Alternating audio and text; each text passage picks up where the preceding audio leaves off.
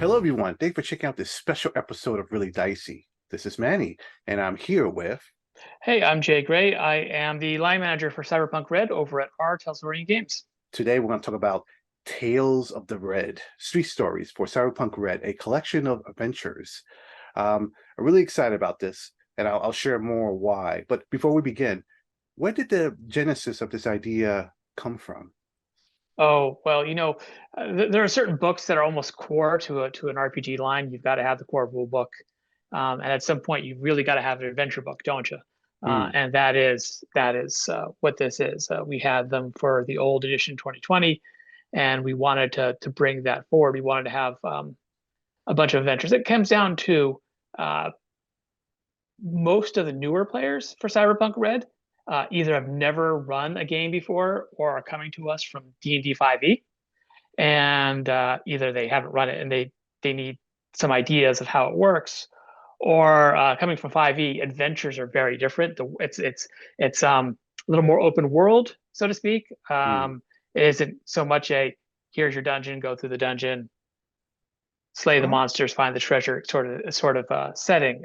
It's more political, it's more nuanced, it's uh, different. It's not, it's taking place in a city usually. So, in addition to providing a bunch of missions for people to run, we wanted to provide an idea of what missions in Cyberpunk Red look like, so it's easier to make your own missions.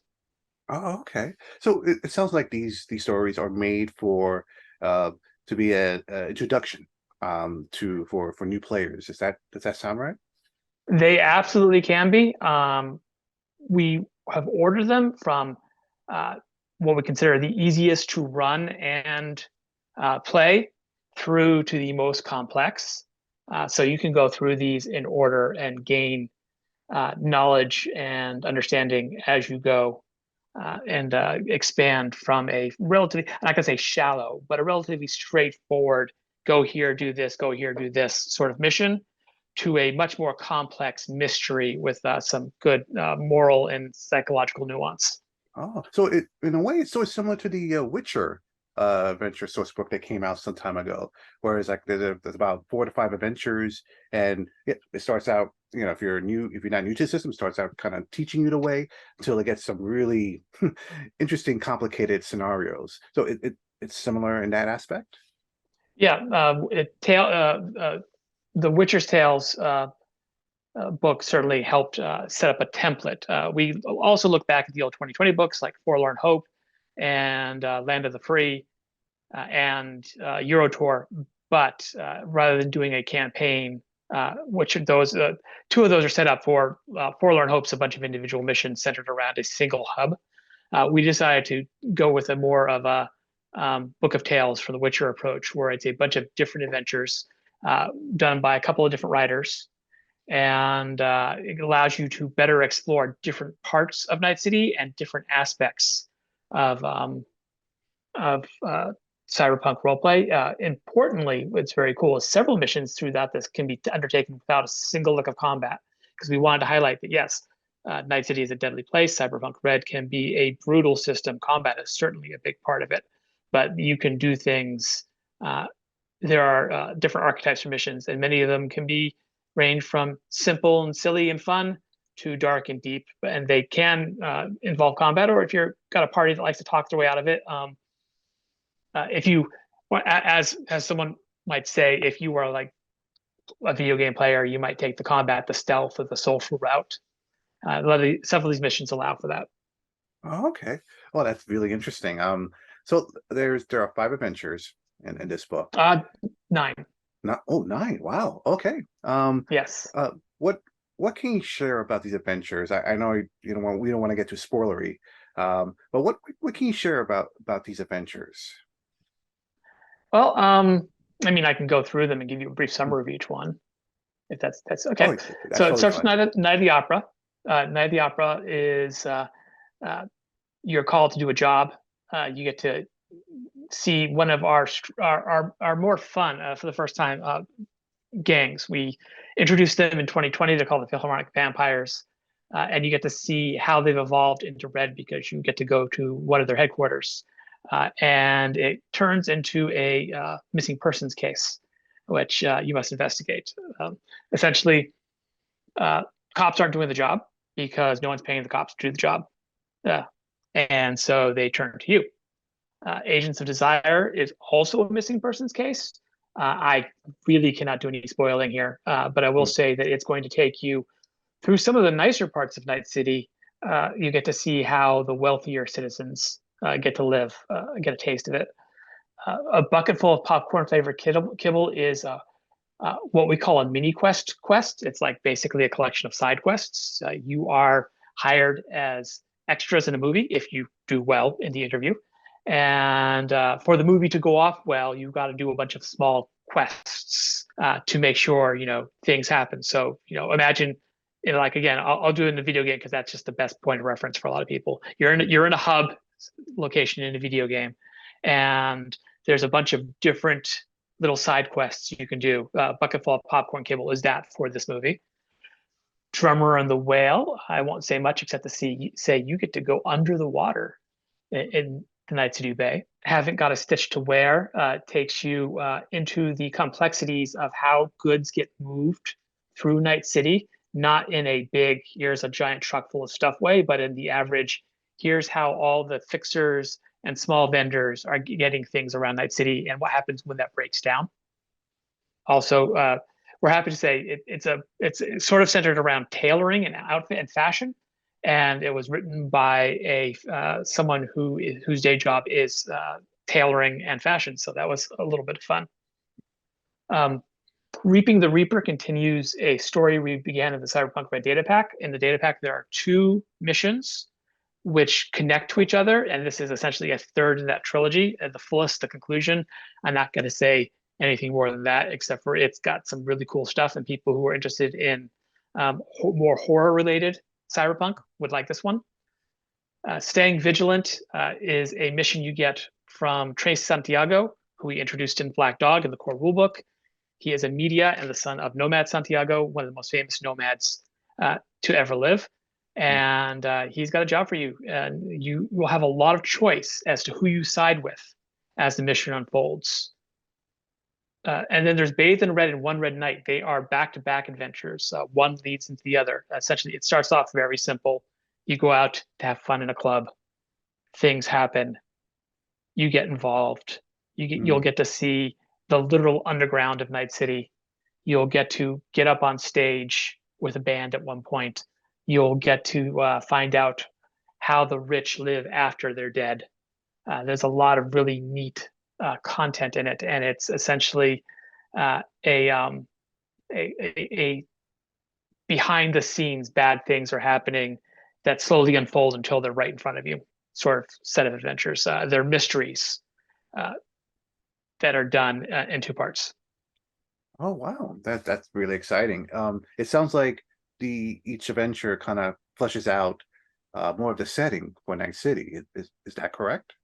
Yeah, it is. In fact, it adds a whole large group of new locations, new clubs, Night City Plaza, which is where a concert takes place, underwater locations, movie sets, a really cool courier network based on the delivery networks you'll find in Mumbai, which is really neat. Some really fancy places, some really divey, cheap places, and a really cool Gothic church turned Okay. into and a really cool Gothic symphony hall, both. Oh, I wonder if that's inspired by I think it was called the Palladium in New York City. That it was a church that was converted into a club in the 80s. There, yeah, you could certainly there's a bit of inspiration of that, uh, and then there's just that it's a very Gothic adventure because the Philharmonic Vampires, who are a centerpiece of it, are in this case very dramatically Gothic. Hmm.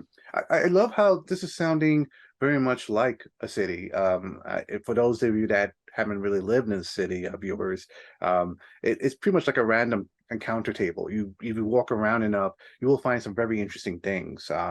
Very interesting, like almost like subcultures within the city. Was that the plan when this was these sets of adventures were created for this book was that you wanted to give it also a feel of what it's like to live in the city as well. Yeah, absolutely. And that's always been Night City. Night City takes an approach of a large city, even though it's not as large as say Los Angeles or New York. In Los Angeles, New York, you walk 10 blocks and everything changes. You know, Mm. the people change, the sayings change. You know, 1 minute you're next to a bunch of tall skyscrapers and everyone's in business suits, and you walk 10 blocks and suddenly you're next to a bunch of small old brick buildings and people are dressed more casually.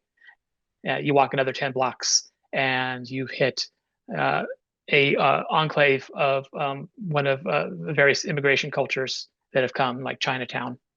And so Night City was designed that way, and Tales of the Red was designed to show that off. When it comes to extras, are there anything like that for this book? Meaning, like, are there like new skills, equipment, player options, anything like that? There's a few new pieces of equipment you'll get. Some of them are a little specific, not too many new player options. What we included was we made sure to separate out in the back of the book. There are locations that are designed by, so we don't just say, you know, in the adventure you go here. At the back of the book, there's an additional section where it says, okay, here's each location that's new to this book, or each location that shows up in this book. And here is information about it. Here's where it is on the map. So that's things you can build into your character's backstory using that. And then there are biographies for every named NPC in the book in the back of the book, which is a great way for you and the GM, the player and the GM, to work together to build connections between these adventures and your life path and your characters. There are a few new interesting pieces of gear, not too many. We have, however, put out quite a bit through free content on our website. If you go to the downloadable content section of our website, you'll find what we call DLCs. We put out one a month. These are PDFs, and they can be anything from equipment, new weapons, new cyberware, new gear, to new systems like a weather system, which goes great with this adventure book. There's locations like places to live, what we call cargo containers and cube hotels, which is the cheapest form of housing in Night City that isn't living in a tent on the street. You'll find 4, I think, supplements now for Elflines Online, which is if you want to play the most popular fantasy MMO in Night City as your character, you can.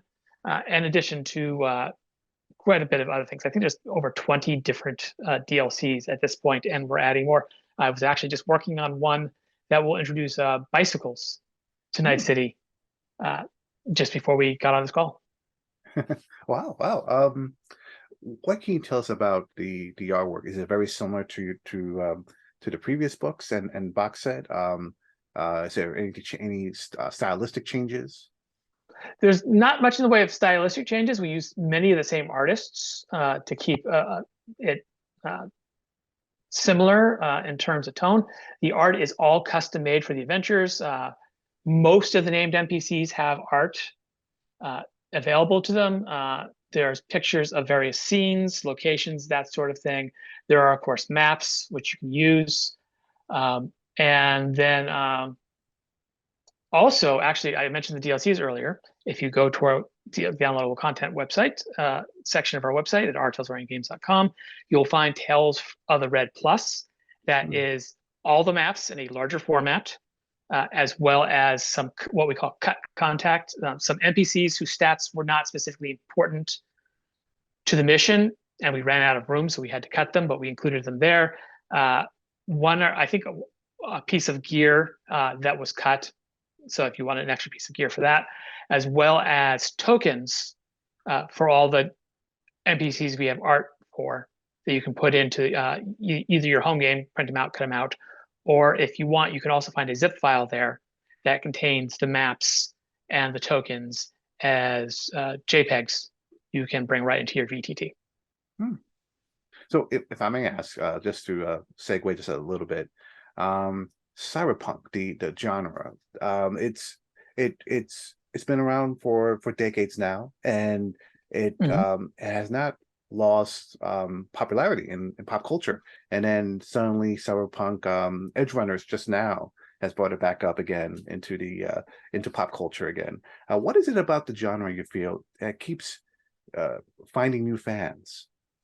I believe there is a quote, which I will get wrong, and I'll do my best to paraphrase, that Mr. Gibson, one of the founding parents of cyberpunk Hmm. as a genre, said, and that is, I told stories about now, but disguised them as stories about the future. Hmm.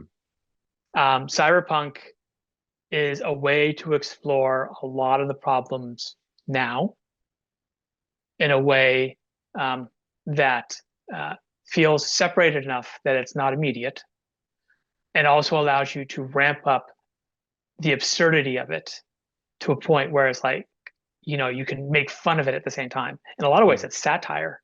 Uh, you know, um, we have these megacorps doing these horrible, evil things, and sometimes it's silly things, or the idea that everyone's eating dog food, because that's what you can afford.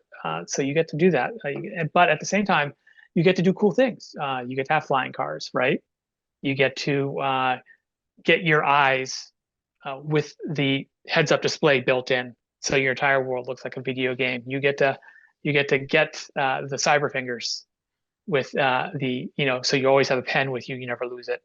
That sort of thing. You get to do the cool stuff in addition to exploring the absurdity of all the weird, strange, and horrible things that Hmm. we see in daily life, ranging from wealth disparity to just weird things corporations do because they think of profit instead of people. They think like profit centers and not people, and they forget that people exist. To and climate change Hmm. and the like. So I think it's relevant, but it's also removed at the same time. Hmm.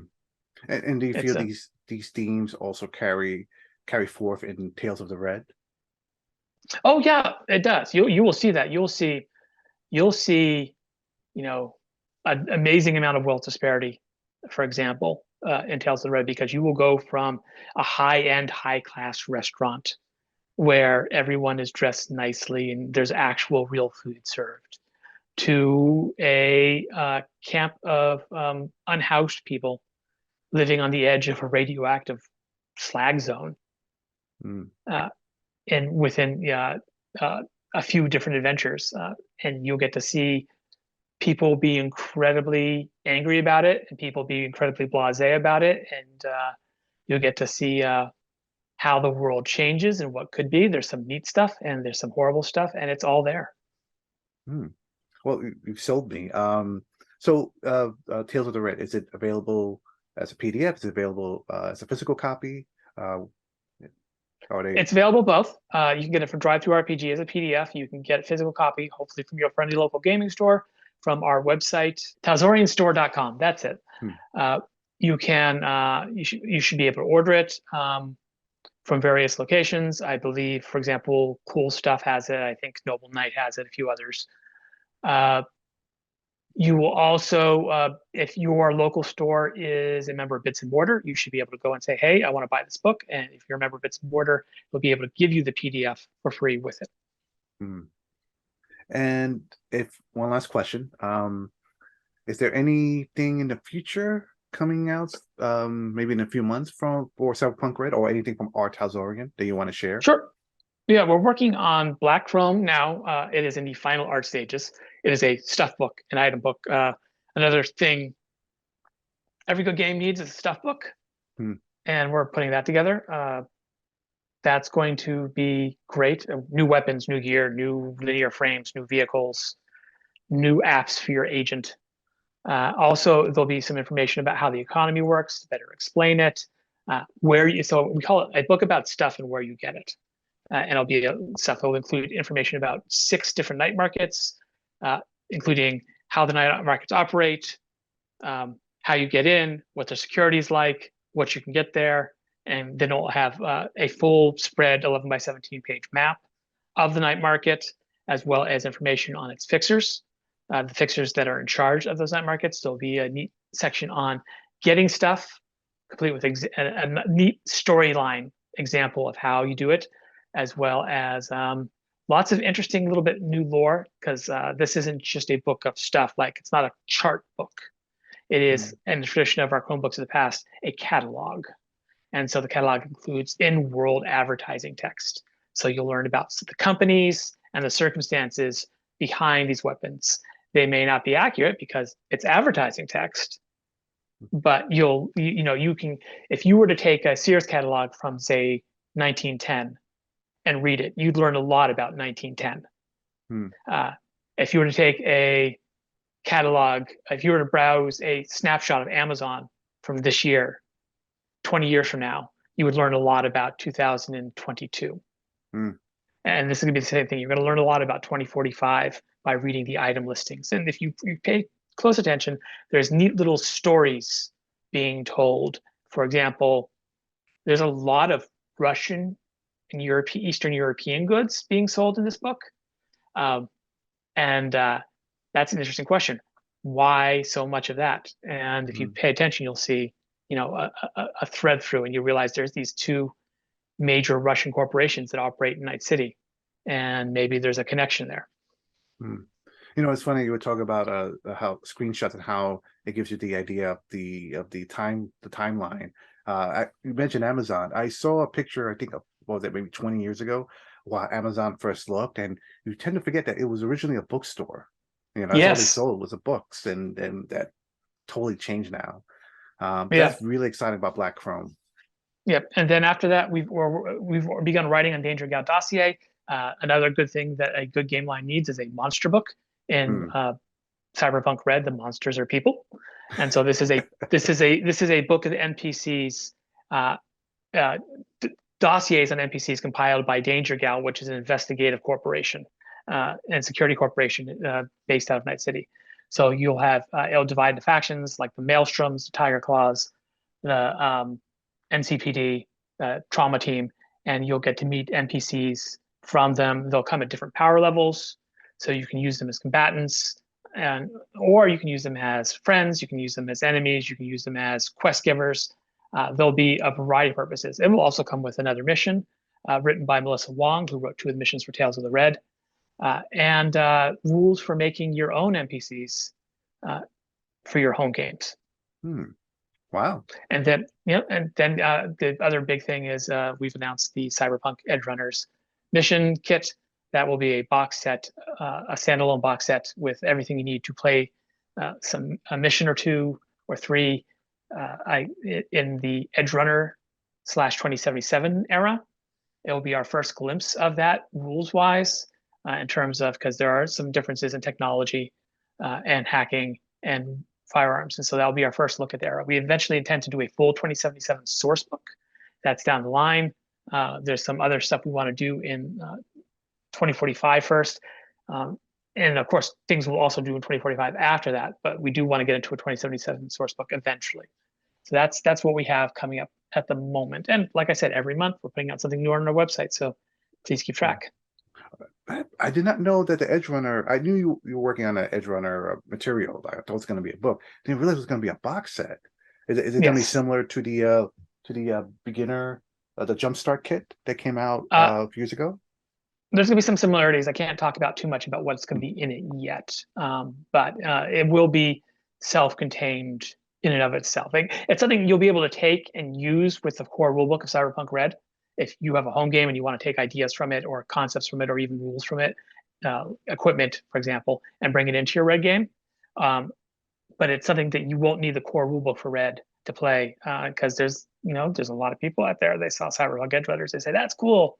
Hmm. Um, but I've only ever played D&D, or I've never played a role-playing game, and we're hoping to pull them in so that they'll be TTRPG gamers for life. Excellent, excellent. Well, viewers, this is your chance. If you're looking for a set of adventures, Tales of the Red sounds fantastic. So viewers out there, I'll put all the links, everything we talked about, I'll put links in the description below. Jay, thank you for taking the time to talk to us. This is really exciting, and I'm really glad. Wow, 9 stories. That's fantastic. Yeah, I mean, I wish I could play Cyberpunk Red more, but I really love some of the stories and the DLCs that you guys have come out with. It's just entertaining to read. It's just something about this sci-fi genre is really exciting. But I'm digressing. Thank you everyone for watching. Stay safe out there. We'll see you soon.